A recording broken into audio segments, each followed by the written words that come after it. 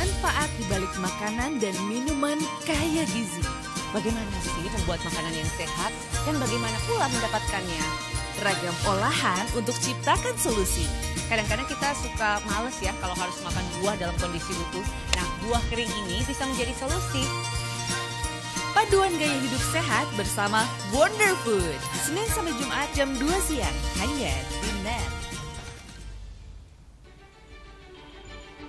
Dipicu cemburu, lelaki asal Mojokerto siram air keras kekasihnya hingga alami luka parah.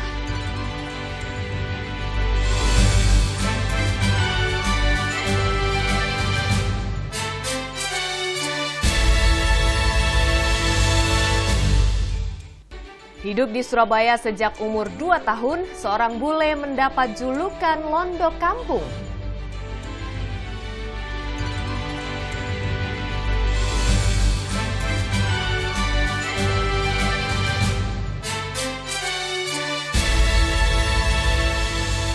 Persebaya lolos ke final Dirgantara Cup 2017 setelah taklukan Persibo Bojonegoro.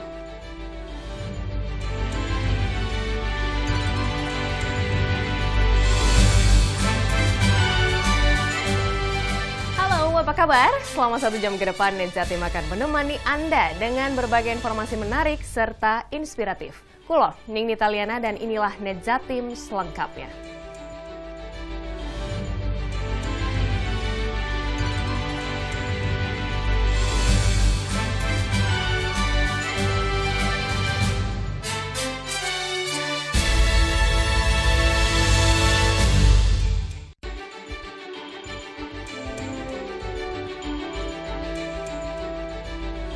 Kita awali informasi pertama dari Kota Malang. 2 bangunan ruko roboh setelah pondasi penahan bangunan tergerus air. Tidak ada korban jiwa dalam peristiwa ini, namun robohnya bangunan membuat warga sekitar khawatir.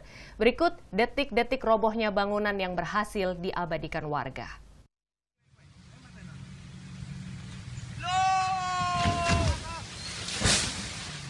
Inilah detik-detik ambruknya ruko yang berhasil diabadikan warga pada Minggu malam. Warga sekitar nampak panik dan berusaha menjauh dari bangunan. Beruntung, tidak ada korban jiwa maupun luka dalam peristiwa ini. Di kawasan Sigura-Gura, Lowokwaru, Kota Malang, terdapat 2 ruko yang ambruk.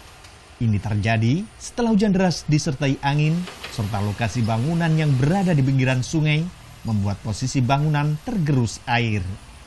Lokasi bangunan yang berada di dekat sungai dinilai tidak ideal, sehingga bisa berakibat fatal. Kalau dekat dengan sungai, maka yang diperhatikan adalah jarak bangunan dengan sungai itu sendiri. Secara peraturan ya harusnya 50 meter sebelah kanan dan 50 meter sebelah kiri. Kalau di perkotaan memang tidak bisa dihindari. Mau tidak mau yang bisa menjadi penopang atau yang membantu di dalam membantu untuk bangunan di atas lahan itu adalah konstruksi yang baik, konstruksi yang kuat. Sementara itu, pemerintah setempat akan melakukan pengkajian ulang terkait keberadaan 2 ruko yang ambruk ini, termasuk lokasinya yang berada di pinggir sungai serta izin bangunan. Kalau yang 4 ruko itu kayaknya insya Allah ada izinnya. Kalau yang sebelahnya ini nggak tahu apakah itu tambahan sehingga mepet sungai, ini yang kita belum tahu pasti ya. Pastinya selaku Pak Wali Kota dan tadi sudah ngecek ya, yang didampingi oleh Pak Kapolsek, ditinjau langsung oleh Bapak Wali Kota kita, tentunya kalau memang tidak ada IMB-nya pasti akan menjadi peringatan ya. Senin sore material bangunan mulai dievakuasi agar tak mengganggu arus lalu lintas di sekitar. Rencananya, hari ini pemerintah setempat akan membangun bronjong untuk menahan di sungai ini. Tutus Sugiarto melaporkan untuk NET. Dari Surabaya, puluhan bangunan toko di Pasar Wonokromo Lama Senin siang dirobohkan. Pembongkaran dilakukan untuk keperluan pembangunan frontage road di sisi barat. Dengan menggunakan alat berat, sedikitnya 27 bangunan permanen yang digunakan sebagai toko di Pasar Wonokromo Lama dibongkar Senin siang. Dibongkarnya sejumlah bangunan dan lapak pedagang kaki lima ini lantaran lahan akan digunakan sebagai frontage. Ya memang ini lahan PD Pasar, ini tanah PD Pasar, yang ini rencananya akan ada frontage di sini. Saya memang bagian depan ini memang untuk frontage, sehingga ini memang mesti kita bongkar. Sementara itu, para pedagang yang menempati lahan ini akan direlokasi ke tempat ke-7 pasar berbeda, yakni Pasar Sayur DTC atau Wonokromo Baru, Pasar Angkut Baru, Pasar Gubeng, Pasar Dukuh Kupang, Pasar Belauran, Pucang Anom, serta Pasar Kupang. Meski demikian, pedagang mengaku keberatan lantaran luas tempat yang disediakan tak sebanding dengan stand sebelumnya. Relokasi secepatnya, Mas. Ini Pasar Wonokromo ini. Nggak setuju. Nggak layak pakai. Apa Pak? Yang nggak layak apa? Tempatnya terpencil, Mas. Sama ukurannya? Ukurannya kecil, 1,5 meter kali 2 meter. Mas sebelumnya sudah berdagang berapa lama? Oh, mulai 85 lah. Pemkot Surabaya menargetkan pembangunan frontage route jalur barat bisa terselesaikan di penghujung tahun 2017. Yuda Wardana melaporkan untuk NET. Seorang guru di Sidoarjo ditangkap polisi lantaran dilaporkan telah lakukan penganiayaan terhadap muridnya. Tersangka mengaku kesal lantaran sang murid tak mengindahkan aturan dan peringatannya. MH, seorang guru di salah satu SMK Sidoarjo ini ditangkap petugas kepolisian Polresta Sidoarjo. Ia dilaporkan telah memukul muridnya, MDW, dengan kunci mobil hingga alami luka di bagian wajah. Tersangka mengaku lakukan perbuatannya lantaran kesal dengan korban yang tak memakai seragam olahraga. Tak hanya itu, korban juga dianggap berani melawan saat diperingatkan. Anaknya tidak mentaati peraturan sekolah. Terus dia berontak, marah-marah dengan nada yang nggak pantas dia ucapkan untuk saya. Ya mungkin karena jengkel, karena kelihatannya murid itu ditegur nggak mau, marah-marah dengan nada menantang gitu. Ya, akhirnya dibawa ke kamar mandi, ditanyai, akhirnya mungkin ya karena panas juga, guru itu memukuli oleh korban dan terakhir dengan anak kunci. Kini tersangka masih dalam pemeriksaan intensif di Mapolresta Sidoarjo. Jika terbukti bersalah, tersangka terancam hukuman 5 tahun penjara. Muhammad Fahmi melaporkan untuk NET. Seorang gadis di Mojokerto alami luka bakar serius setelah disiram air keras oleh kekasihnya. Perbuatan tersangka dipicu api cemburu. Kini korban masih dalam perawatan intensif di Rumah Sakit Umum Daerah Dr. Sutomo, Surabaya. Wulandari, gadis asal Mojokerto ini harus mendapat perawatan intensif di Rumah Sakit Umum Daerah Dr. Sutomo, Surabaya, Senin kemarin. Ia alami luka bakar serius di bagian wajah dan dada setelah disiram air keras oleh kekasihnya. Selain alami luka, kondisi korban juga masih trauma. Ya, saat ini masih kita evaluasi sampai sejauh mana trauma akibat yang katanya bahan beracun yang disiramkan ke wajahnya, dan mungkin kita akan evaluasi apakah akan ada pencucian luka bakar yang sedalam apa. Kita masih dalami dulu sampai sejauh mana nanti program ini sekarang sedang dirawat oleh dokter bedah plastiknya, ya. Sebelumnya, Wulandari sempat dirawat di Rumah Sakit Katulul Mojokerto. Dalam pemeriksaan awal, gadis yang berprofesi sebagai pemandu lagu ini tak hanya alami luka bakar di bagian wajah. Namun, air keras tersebut juga berimbas pada penglihatan matanya. Dari wajah sama dada, sama lengan kanan kiri, perut, sama sebagian paha kanan kiri, bagian depan itu bengkak, kayak terbentuk semacam bola atau balon, isinya cairan. Cuman dari matanya ada yang kabur sebelah kanan. Sementara itu, pelaku yakni Lamaji, warga Mojosari, Mojokerto ini langsung diamankan polisi pasca lakukan penyiraman air keras yang berlangsung Minggu dini hari. Kepada polisi, tersangka mengaku terpaksa melakukan perbuatannya karena cemburu mengetahui kekasihnya berjalan dengan pria lain. Menyiram air keras sudah direncanakan nggak? Awalnya kalau apa itu awalnya sih nggak ada Mas, cuman kan kesempatan itu kalau niatan itu berulang-ulang saya bisa, cuman kan yang saya selkan itu kan selama perjalanan itu kan tujuan saya itu biar apa itu maksudnya itu jadi yang baik gitu. Jadi tersangka sudah melakukan pembuntutan sebelumnya kepada korban, sudah mengintai di TKP, ketemu langsung didatangin, pintu mobil digedor, korban sempat keluar, langsung disiramkan air keras. Motifnya apa ya? Motifnya adalah hubungan asmara, jadi cemburu. Ada kecemburuan karena korban ini ditemukan bersama dengan laki-laki lain. Dalam kasus ini, tersangka akan dijerat dengan pasal 351 ayat 1 tentang penganiayaan berat dengan ancaman hukuman 5 tahun penjara. Foni Misdananto, Muhammad Mufid melaporkan untuk NET. Pengurus Besar Nahdlatul Ulama menganggap upaya pembubaran pengajian akbar di Sidoarjo Sabtu lalu sebagai bentuk ketidaksepahaman metode dakwah. Tetap di NET Jatim, informasi lengkapnya usai jeda berikutnya.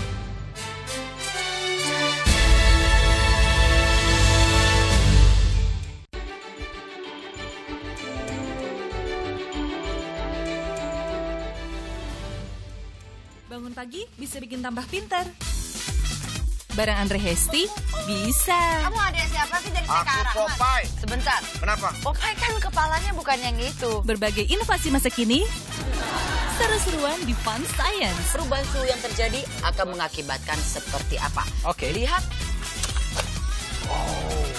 Hingga tips oi-oi. Kita masuk ke dalam tips oi-oi. Pagi-pagi, hanya di NET. Selamat pagi. In here, aku harus menempatkan seorang personal assistant. Where did you work before? Oh yes, of course. Yes. Selamat datang di dunia syuting pagi hari. Tadi naik apa kesini Kak Dika? Naik mobil. Oh, naik mobil. Nanti pulangnya bareng kali ya. Ini mbaknya lagi. Sarah Sehan, Senin sampai Jumat jam 9 pagi, hanya di NET. Manfaat di balik makanan dan minuman kaya gizi. Bagaimana sih membuat makanan yang sehat dan bagaimana pula mendapatkannya? Ragam olahan untuk ciptakan solusi. Kadang-kadang kita suka males ya kalau harus makan buah dalam kondisi utuh. Nah, buah kering ini bisa menjadi solusi.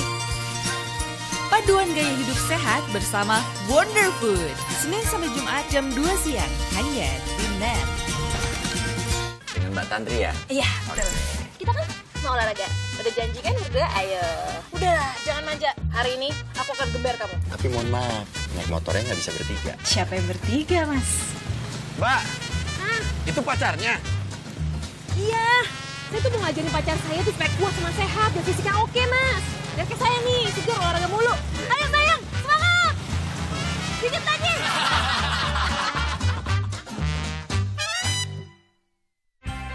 Awali keceriaan pagi Anda dengan ragam berita terkini. Yes, selamat pagi. Ya, berdasarkan data dari Komnas Perlindungan Anak, kurun waktu 2014 hingga 2015 ada 196 kasus penculikan dan jumlah ini jadi alarm terutama bagi para orang tua untuk waspada. Serta informasi menarik dan inspiratif yang dikemas dengan santai. Untuk menyambut turis muslim dari berbagai negara, ini Korea Selatan hadirkan wisata ramah muslim. Indonesia Morning Show, hanya di NET.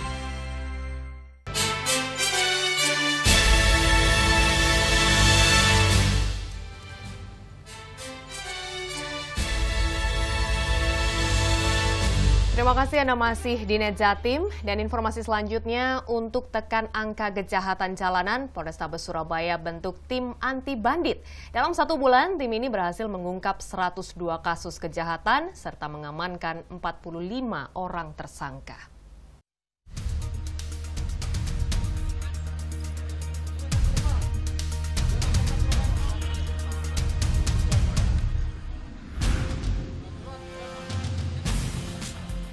Satreskrim Polrestabes Surabaya bentuk tim anti bandit guna perangi kejahatan jalanan yang masih marak terjadi di kota Surabaya. Terbagi dalam 7 rayon, 4 45 petugas kepolisian dari Satuan Reserse Kriminal Polrestabes Surabaya tergabung dalam tim anti bandit.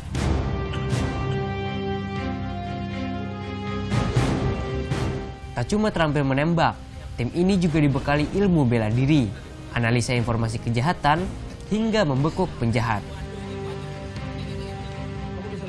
Hanya dibentuk dalam waktu 1 bulan, tim ini dinilai mampu menekan angka kriminalitas jalanan. Tim anti bandit yang dibentuk dalam waktu 1 bulan itu sudah bisa mengungkap 101 TKP. 101 TKP dengan barang bukti yang cukup signifikan juga. Transportnya kalau nggak salah roda 45. 45 roda 2. Roda 2-nya, mobilnya 2. Korban dari pada kejahatan ini ada yang sampai meninggal dunia ada. Pelaku begal, pelaku kejahatan dengan kekerasan, bahasa masyarakatnya perampokan lah. Oke, terima kasih banget. Atas kinerja ini, apresiasi datang dari warga Surabaya. Salah satunya adalah Edi, kehilangan mobil saat ditinggal keluar kota. Kini ia bisa menemukan kembali mobil miliknya. Tanggapannya ya benar-benar kaget dan luar biasa terhadap kinerjanya polisi dalam bisa dibilang 1 hari bisa langsung ketemu pelakunya dan mobilnya dengan utuh. Atas prestasi ini, Kapolda Jawa Timur memberikan penghargaan atas kasus yang berhasil diungkap tim anti bandit. Juli Susanto melaporkan untuk NET. Pengurus Besar Nahdlatul Ulama menganggap upaya pembubaran pengajian akbar di Sidoarjo Sabtu lalu sebagai bentuk ketidaksepahaman metode dakwah. PBNU juga menyayangkan maraknya saling hujat sesama muslim di media sosial. Pengurus Besar Nahdlatul Ulama menilai penolakan ormas dan warga Gedangan Sidoarjo Jawa Timur terhadap ceramah Ustadz Khalid Basalamah lebih karena ketidakcocokan metode dakwah. Hal ini karena gaya dakwah Khalid Basalamah dianggap tendensius terhadap kelompok tertentu. Kan nanti dikaji apa persoalannya. Kalau ini adalah persoalan dakwah, bukan yang saya titik beratkan tadi adalah mungkin barangnya benar, cara menyampaikannya nggak benar pun, nggak baik pun menjadi persoalan. Pihak PBNU juga menyayangkan semakin maraknya saling hujat di media sosial atas pandangan yang berbeda di dalam Islam. Sebelumnya Sabtu lalu terjadi upaya pembubaran pengajian akbar oleh ratusan pemuda Ansor dan Banser. Pengajian yang berlangsung di sebuah masjid di kawasan perumahan Puri Surya Jaya Sidoarjo ini mengundang Ustaz Khalid Basalamah. Masa menilai ceramah yang dilontarkan sang Ustaz kerap menimbulkan pertentangan. Sejumlah panitia beserta aparat keamanan dari Mapolresta Sidoarjo yang di lokasi berusaha melerai dan menghalau ratusan massa yang berniat masuk ke dalam masjid. Akhirnya Ustaz Khalid Basalamah pun digantikan dengan Ustaz lain. Beberapa tahun terakhir nama Khalid Basalamah cukup populer, termasuk di media sosial. Di YouTube ada ratusan ribu subscriber di laman dakwah yang ia kelola. Salah satu ceramahnya yang dianggap kontroversial adalah anjuran untuk tidak menggunakan kata Sayyidina saat menyebut nama Nabi Muhammad. Salawat kepada Nabi SAW, mereka mengatakan Allahumma salli ala Sayyidina Muhammad. Menggunakan kata-kata Sayyidina yang tidak pernah diajarkan. Selain itu, Khalid juga pernah mengungkapkan bahwa musibah Aceh adalah akibat dosa warga Aceh. Setelah diprotes, tak berapa lama ia mengunggah video permintaan maaf kepada warga Aceh. Tim Liputan melaporkan untuk NET. Sementara itu, Majelis Ulama Indonesia menyayangkan insiden penolakan Ustadz Khalid Basalamah di Sidoarjo Sabtu lalu. MUI juga mengharapkan jika ada konflik di tengah masyarakat agar dapat diluruskan dengan jalan musyawarah. Jadi kalau ada suatu tabligh akbar dibubarkan, ya kita sangat menyayangkan. Tetapi kasus di Sidoarjo ini kan yang berceramah adalah umat, yang membubarkan juga adalah umat. Jadi kemungkinan di sini tentu pasti ada masalah. Nah, tapi yang jelas, kalau kita akan berceramah, kalau kita akan berdakwah, maka berceramahlah dengan cara-cara yang baik ya. Kita beralih ke informasi selanjutnya terkait batik yang tidak hanya menjadi identitas negara Indonesia, tapi juga identitas daerah, di mana setiap kota atau kabupaten memiliki motifnya masing-masing. Yap, salah satunya bisa kita lihat dari batik khas asal Bojonegoro.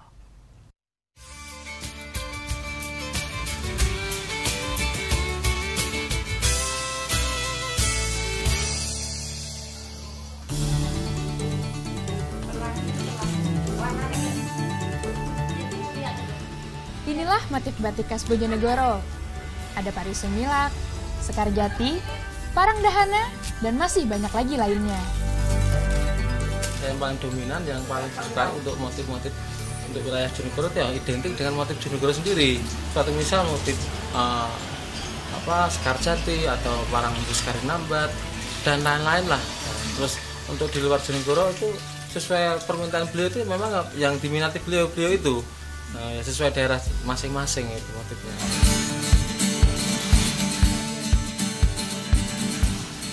Diadaptasi dari kekayaan alam serta budaya, motif batik Bojonegoroan ini tercipta. Setiap motif punya nilai filosofinya sendiri. Salah satu yang menekuni kerajinan batik adalah Wiratno. Batik cap ia pilih untuk mempermudah dalam proses produksi. Kita mengawali desa batik mengawali usahanya sejak tahun 2009. Awalnya gimana Pak? Nah, kita semuanya segala sesuatu belajar dulu.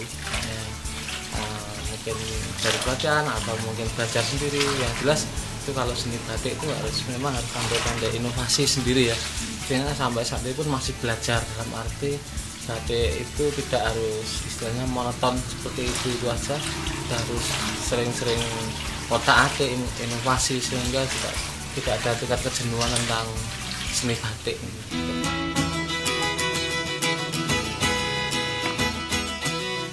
Selain motif yang ada, inovasi terus dikembangkan agar pasar batik tidak jenuh.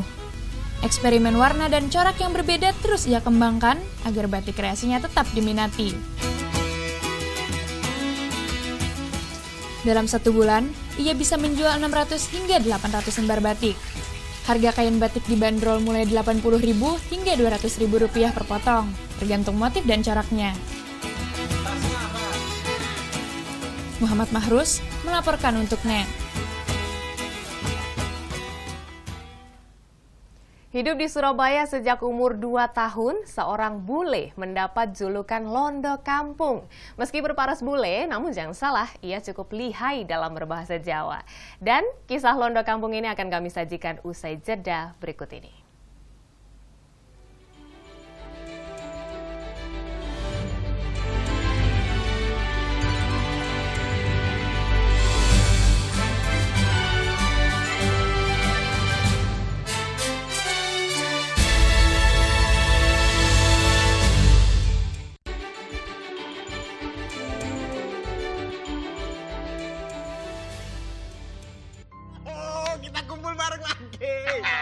Kamu gak nyangka ya kalian masih sering hangout bareng?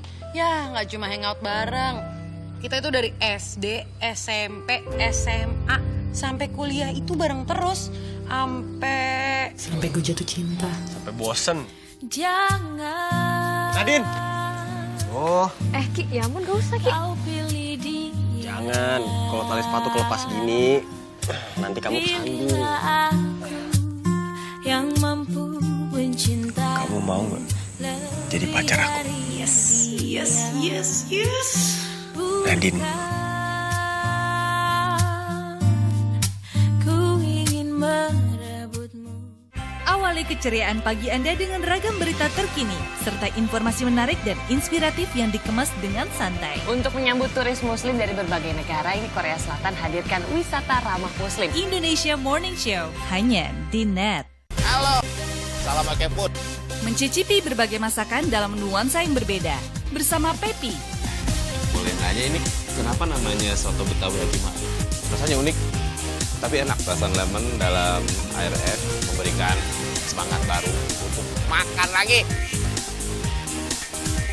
Tahu gejrot! Mari menyusuri jejak kuliner Indonesia. Oke Food, setiap Senin sampai Jumat jam 2:30 sore, hanya di NET. Boleh dong. Ini semua saya servis pokoknya untuk Iya, makasih. Aduh, dia punya. Lengkapi sarapan pagi Anda dengan canda tawa Andre dan Hesti. Tembus tapi tidak bocor ya. Banyak info menarik yang bikin happy. Ini buat perlombaan sirkus. Ini lompat jangkrik masuk sini. Iya. Tetap di pagi-pagi. Semangat! Semangat pagi bersama Pagi-Pagi hanya di Net. Alright, we're back on Breakout still with Jessie J. Darwin right next to me, man. Sekarang gue lagi duduk bareng sama Omi. Simple Plan. What's going on? How are you, dude? Everything great, man.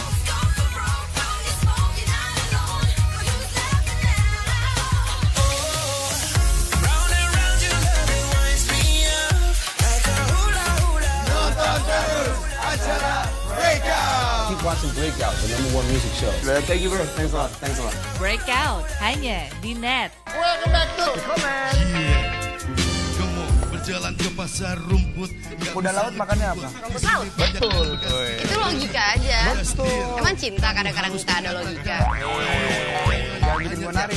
Kalau di era 90-an tuh kata-kata yang sering banyak keluar tuh apa sih sebenarnya? The bomb ya. Habis the bomb harusnya ada bling-bling nih. Bling-bling itu bukan yang dipetik. Bling-bling. Yo, di sini ada tong. Yo.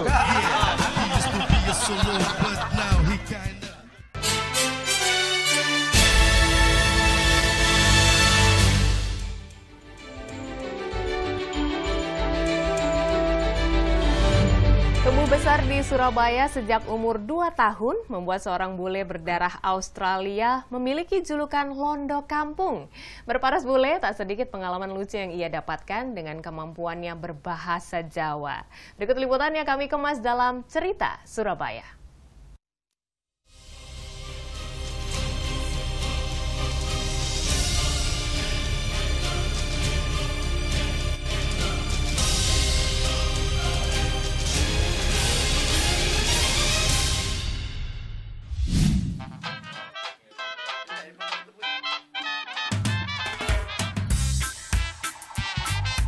Hello, my name is Dave Jeffcott. I'm from Melbourne, Australia. I'm 29 years old. Irung.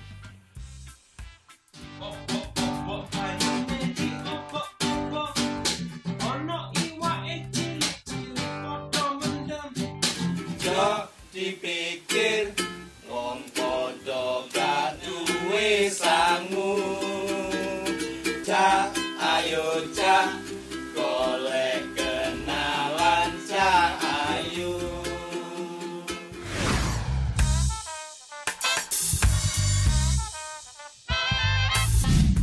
Tapi aku yo iso basa Surabayaan rek.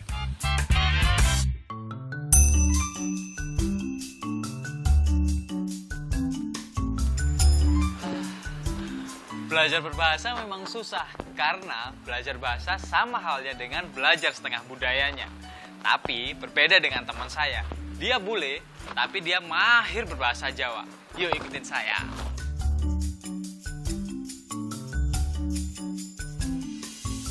Mulut, cangkem, kaki, sikil, kepala, das, punggung, greget. Cak Dev, woi Mas Bro, yo apa kabar rek? Api Cak Dev. Cak Dev, saya pengen kasih tebakan nih buat Cak Dev. Bahasa Jawanya belum mandi, kepet. Bahasa Jawanya terburu-buru, kesusu. Wah, ternyata bener ya, Cak Dev sangat fasih dengan bahasa Jawanya. Nah, siapa sangka Cak Dev dengan sosoknya yang bule ternyata sangat paham dengan bahasa Jawanya. Pengen tahu gimana Cak Dev belajar bahasa Jawa? Yuk kita cari tahu.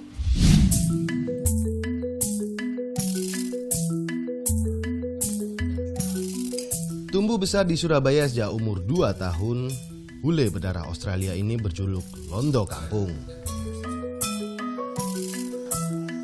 Berparas bule, tak sedikit pengalaman lucu yang ia dapatkan dengan kemampuannya berbahasa Jawa. Ada film action, itu juga film dalam bahasa Indonesia. Saya ke sana sendirian. Terus waktu mau masuk, mbaknya itu lihat, oh ini ada bule ya. Tapi kan filmnya nggak ada teks Inggris, dalam bahasa Inggris. Jadi mbaknya bilang, oh sorry mister, no English. Terus saya balas dengan, suwun mbak, waduh selamat. Kayak itu bahasa Inggris aku. Kayak gitu. Terus ya mbaknya kaget, dipersilakan masuk. Monggo mas, monggo gitu. Berprofesi sebagai pengajar bahasa Inggris di sebuah lembaga kursus, ia kini punya hobi baru, yaitu ngevlog.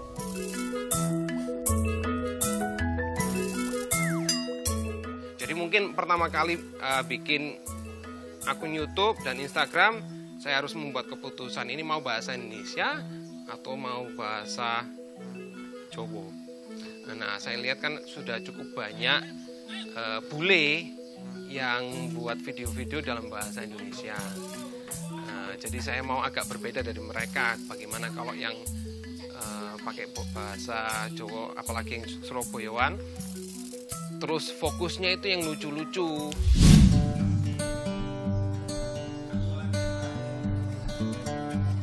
Memulai aktivitas vlognya sejak Oktober 2016, ia terima beragam apresiasi dan respon dari warga Surabaya. Saya nggak bakal ngira kalau dia bakal nggak kaku ya di depan kamera. Soalnya saya lihat pertama Dev, di depan kamera kaku pasti anak ini. Tapi ternyata saya lihat videonya yang nggak orang sego itu ya, yang pertama. Ternyata enggak, ternyata dia itu termasuk natural untuk orang nggak pernah di depan kamera. Dan saya teruskan karena memang saya dapat banyak masukan, dapat banyak ilmu baru. Dan jadi dalam 4 atau 5 bulan terakhir ini, saya banyak sekali belajar sampai mau belajar aksara Jawa Hono Coroko itu. Membuat tampilan vlog atau videogram yang kreatif, ia pikirkan matang-matang. Dev tak mau sembarangan dalam mengunggah videonya. Jadi pasti dalam 1 hari saya memikirkan apa video selanjutnya. Jadi selain bikin video dan memikirkan konsep-konsep baru yang menarik, saya juga belajar pepak Jawa. Jadi yang Jawa alus, kan selama ini saya di Surabaya cuma bisa yang kasar-kasar bahasanya. Jadi ya bikin video, belajar bahasa Jawa, dan memang ada cukup banyak yang mengundang makan atau gimana. Tak terlalu memburu materi dalam bersosial media, namun ada sisi positif yang dipetik oleh Dev dari hobinya ini. Yang positif, ini dapat banyak ilmu yang baru. Jadi kalau ada bahasa yang salah, ya saya dapat banyak tanggapan dari teman-teman. Nggak cuma bahasa, tapi bagaimana bikin video, bagaimana bisa menghibur orang lain, mengerti budayanya orang-orang sini. Beruntung, sang keluarga mendukung penuh hobi baru Dev. Artinya brekete apa? Meski demikian, ada satu hal yang kerap mengusik sang istri. Sering tanya-tanya ke saya waktu saya lagi di tengah-tengah mengerjakan sesuatu gitu, dia tiba-tiba tanya. Ya kadang-kadang saya sendiri juga jengkel, tapi ada kalanya juga saya pingin dia fokus untuk ngerjakan videonya itu supaya cepat rampung dan cepat beres, dan saya juga ikut senang kalau dia senang gitu.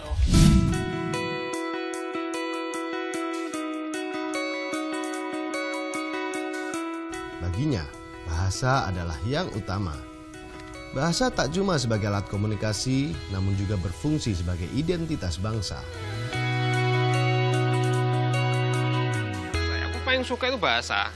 Jadi kan dari bahasa kita bisa belajar banyak sekali tentang orang itu. Jadi apa yang menurut mereka itu lucu, apa yang menurut mereka itu penting. Saya takut bahasa Jawa kalau mungkin 10 tahun ke depan atau 20 tahun ke depan itu makin sedikit yang pakai dalam kehidupan mereka sehari-hari. Jadi ya saya ingin itu nggak terjadi, makanya sebanyak mungkin saya pakai bahasa Jawa di kehidupan saya sehari-hari. Lestarikan budaya bisa dimulai dari cara kita berkomunikasi menggunakan bahasa ibu di era millennials ini. Adi Santoso, Mahesa Nugraha melaporkan untuk NET. Kami akan jeda sejenak dan di segmen selanjutnya berbagai informasi menarik akan kembali kami sajikan. Di antaranya berbagai cara untuk wujudkan cinta lingkungan. Tetaplah di NET Jatim.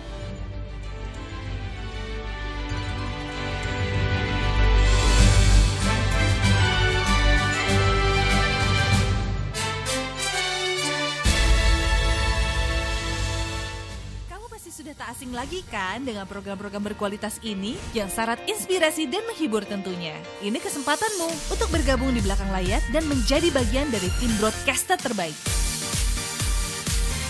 Di sini tempatmu berinovasi tanpa batas. Bergabunglah bersama Net Media Development Program yang kelima. Kunjungi websitenya, daftarkan dirimu segera dan berkarya bersama broadcaster masa kini. Good people. So good to be here again and again, tentunya di Entertainment News. Berbagai berita menarik dari seluruh dunia dapat Anda temui di sini. Kami punya informasinya untuk Anda. Wow, seru nih kayaknya ya. Berisi sajian informatif yang dikemas secara atraktif. Yang pastinya sesuai fakta. No gossip. Ini kacang disco juga. Kalau makan ini pasti disco. Jangan lewatkan berita terkini di Entertainment News. Hanya di NET.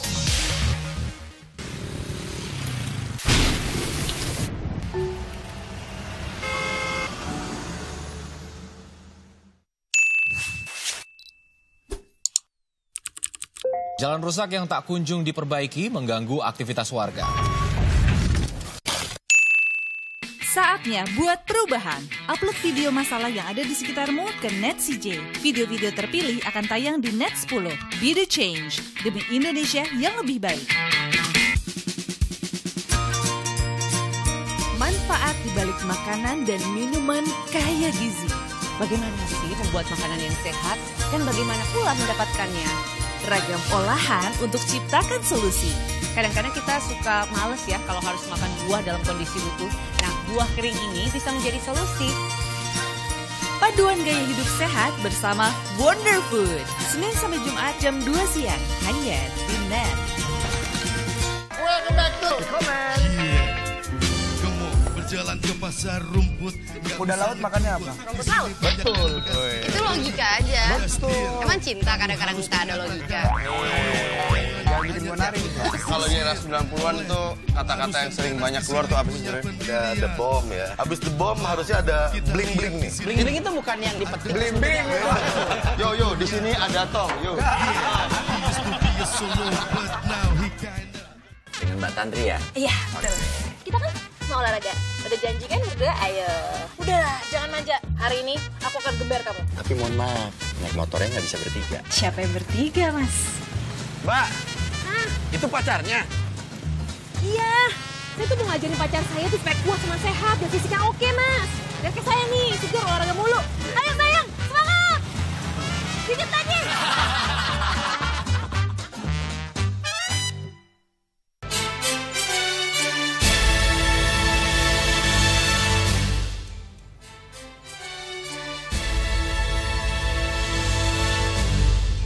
Cinta terhadap lingkungan bisa dilakukan dengan beragam cara, mulai dari diri kita sendiri. Misal, dengan membuang sampah pada tempatnya bisa kita lakukan mulai sekarang. Dan berikut beragam cara yang bisa kita lakukan guna menjaga lingkungan sekitar.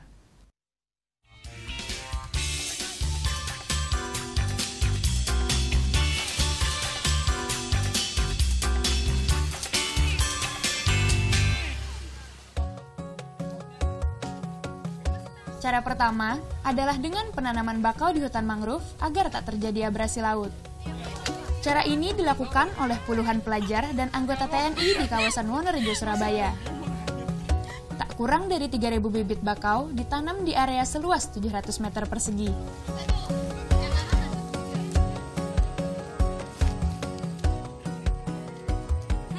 Selain mencegah abrasi, reboisasi kawasan hutan bakau dilakukan agar ekosistem kawasan pesisir bisa terjaga. Ya, karena di lokasi titik yang kami tanam berkali-kali ini adalah titik rawan yang tingkat abrasinya sangat tinggi karena kita langsung berhadapan dengan pantai.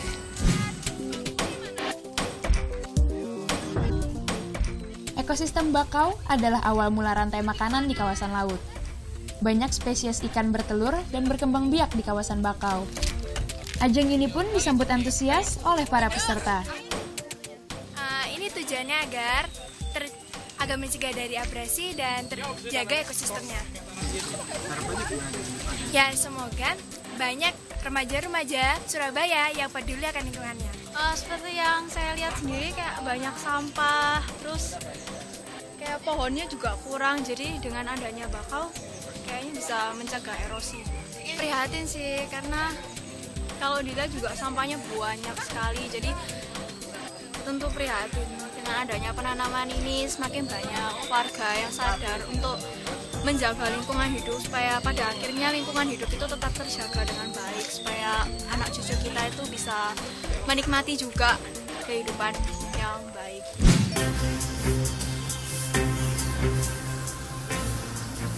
Keberadaan sampah memang menjadi masalah utama di kota besar, tak terkecuali di Surabaya. Gerakan kepedulian dari warga akan lingkungannya dari sampah juga nampak di kawasan Mulyorejo, Surabaya. Antusiasme warga nampak saat mereka bergotong royong bersihkan sampah yang ada di Sungai Sutorejo.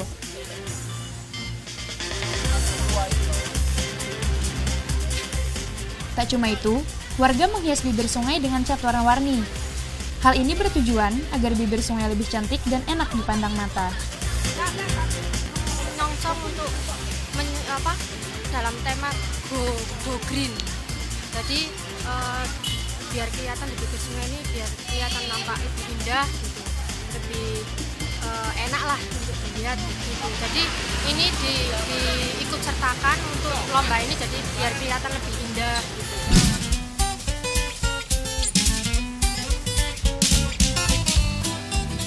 Diprakarsai oleh Universitas Muhammadiyah Surabaya, kampus ini menyediakan hadiah bagi warga yang bantaran sungainya terlihat nyaman dan cantik.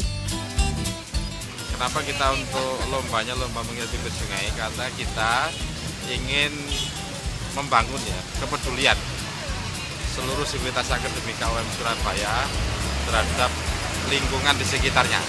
Lingkungan menjadi kelihatan bersih, kan itu. Yang kedua juga untuk menjalin hubungan dengan masyarakat sekitar kita. Sebagai ungkapan apresiasi bagi warga, hadiah sebesar 10 juta rupiah bagi pemenang disediakan oleh pihak kampus. Cara berbeda dilakukan di Kota Kediri. Guna merangsang agar lingkungan menjadi bersih, sejumlah komunitas peduli lingkungan berlakukan tukar sampah dengan sembako dan sayur mayur. Ya, cara ini terbukti efektif untuk menanamkan kepedulian akan sampah pada warga. Sebelum ditukar, sampah yang terkumpul ditimbang terlebih dahulu. Dari sini akan dihitung besaran nominal uang yang didapat warga. Lalu, nilai itu ditukar dengan sembako dan sayur mayur.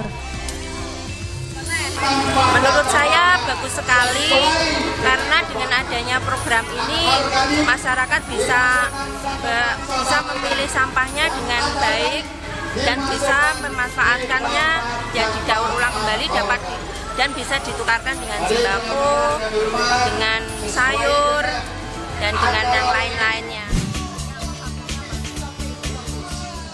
Digelar di Taman Sekartaji Kota Kediri, ajang ini diharapkan bisa mendidik warga bagaimana mengelola sampah. Sampah bisa dikelola dengan menggunakan prinsip 3R, yaitu reduce, reuse, dan recycle. Sebenarnya kan ini kan kita gerakan ini kan untuk mengedukasi masyarakat supaya meletakkan sampah pada tempatnya, mendaur ulang sampah dan yang lain-lain. Reuse, reduce, recycle. TPA kita tuh saat ini alhamdulillah sampah yang ke sana itu sudah semakin berkurang. karena ini berkat dari seluruh komunitas dan mungkin bank sampah yang ada. Bukan mungkin, jelas bank sampah dan komunitas ini yang berperan aktif dalam hal ini. Selain itu, ajang ini juga diramaikan dengan fashion show busana yang dikreasikan dari bahan-bahan limbah tak terpakai. Menuju Indonesia Bebas Sampah 2020, perilaku masyarakat memegang peran penting dalam tujuan ini. Mulai dari diri kita, keluarga kita, hingga lingkungan di sekitar kita. Warga hits masa kini adalah warga yang sadar akan sampah dan mampu mengelola sampah dengan baik. Sony Misdananto, Eko Nugroho melaporkan untuk NET. Kunjungan Raja Salman ke Indonesia memberikan ide dan inspirasi bagi sejumlah warga. Di Surabaya, barista di salah satu kedai kopi melukis siluet Raja Salman di atas latte art racikannya. Sementara di Pasuruan, seorang seniman melukis sang raja dalam sebuah lukisan mini.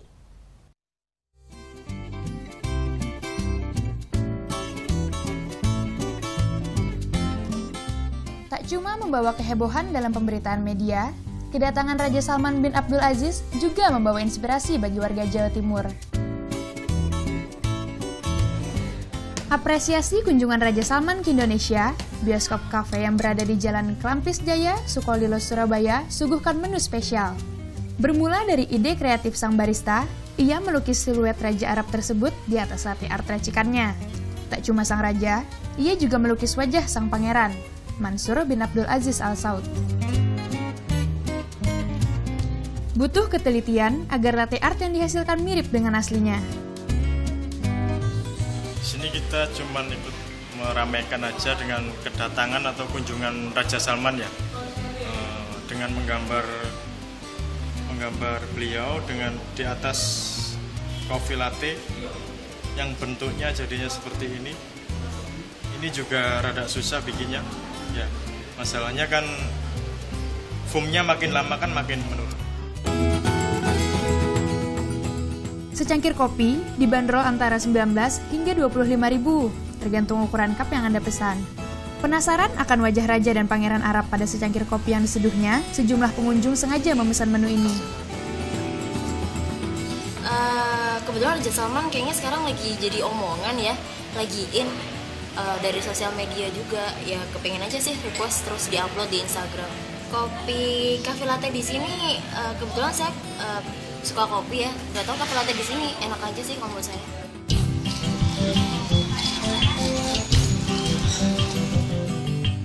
Sementara di Gempol Pasuruan, seorang seniman melukis wajah Raja Salman dalam sebuah lukisan mini.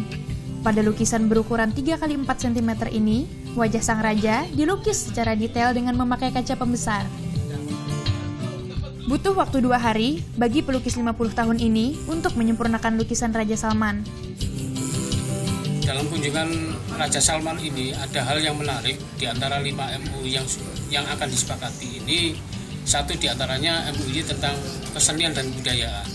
Nah ini sangat signifikan bagi perkembangan seniman, kesenian dan budaya di Indonesia, khususnya dunia seni. Mudah-mudahan dengan lukisan mini Raja Salman ini mendapat apresiasi yang cukup luas di mata masyarakat bahkan internasional. Ia berharap karyanya bisa ia berikan pada sang raja sebagai cindera mata mewakili seniman lukis di tanah air. Sony Misdananto, Muhammad Fahmi melaporkan untuk NET. Kedatangan ratusan supporter Persebaya dan berbagai persiapan jelang kompetisi musim ini akan menjadi sajian kami di segmen selanjutnya. Tetap di Next Jatim.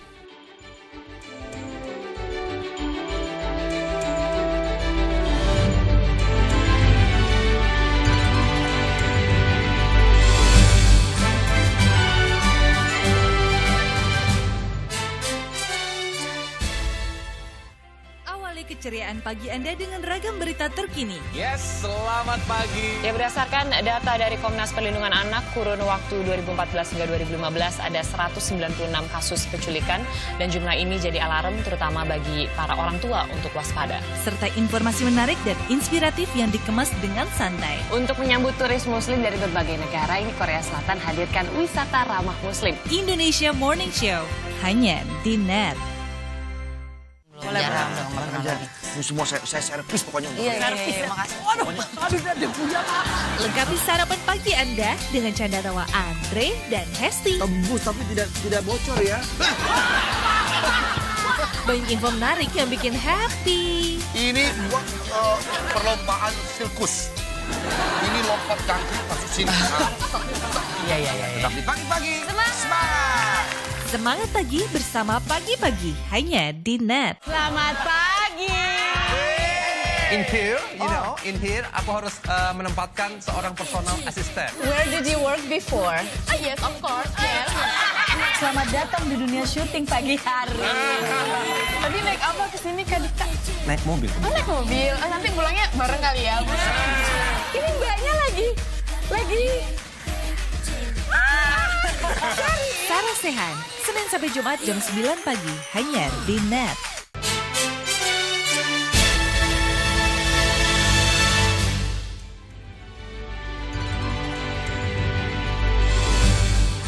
Persebaya Surabaya lolos ke babak semifinal Piala Dirgantara 2017 setelah di laga semifinal Senin malam kalahkan Persibo Bojonegoro 3-0. Di babak final yang akan digelar Rabu malam, Persebaya akan hadapi Cilegon FC.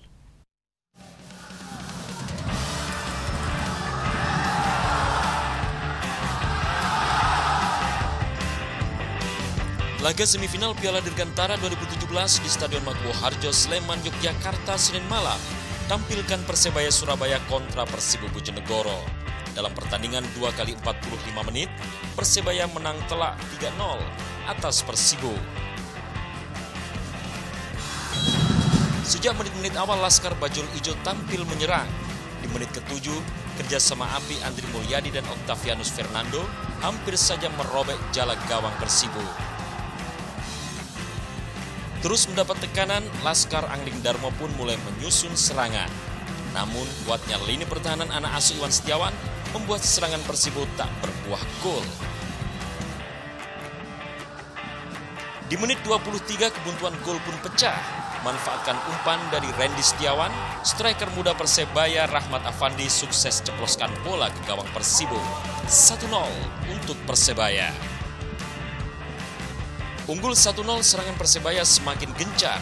Di menit 43, Rahmat Afandi kembali catatkan namanya di papan skor setelah berhasil merubah umpan Abdul Aziz menjadi gol. Hingga babak pertama usai, skor masih tetap 2-0 untuk keunggulan Persebaya. Di babak kedua, tim Persibo bermain lebih terbuka. Hasilnya di menit 48, Wahyu Teguh sukses jebol gawang Dimas Gali. Tapi sayang, gol dianulir wasit karena posisi offside. Jelang babak kedua berakhir, supporter Persebaya kembali bersorak. Octavianus Fernando, pemain muda Persebaya, sukses sarangkan bola ke dalam gawang Kusnul Khulub. Skor 3-0 untuk kemenangan Persebaya bertahan hingga peluit panjang wasit dibunyikan. Dengan hasil ini, Persebaya Surabaya pastikan tiket final Piala Dirgantara melawan Cilegon FC. Dan di laga final nanti, pelatih Persebaya Iwan Setiawan mengaku tak banyak merubah skema permainan anak-anak asuhnya. Saya senang aja kalau kita final ketemu sama Cilegon United. Karena kemarin kita pernah ketemu Cilegon United, paling tidak ada gambaran pada saat kita ketemu lagi besok di Grand Final. Saya kira tidak ada perubahan strategi yang signifikan, cuman pergantian pemain akan merubah karakter. Tapi strateginya nggak berubah. Skema mainnya tidak berubah, tapi pada saat ada pergantian pemain, di situ akan ada perubahan karakter.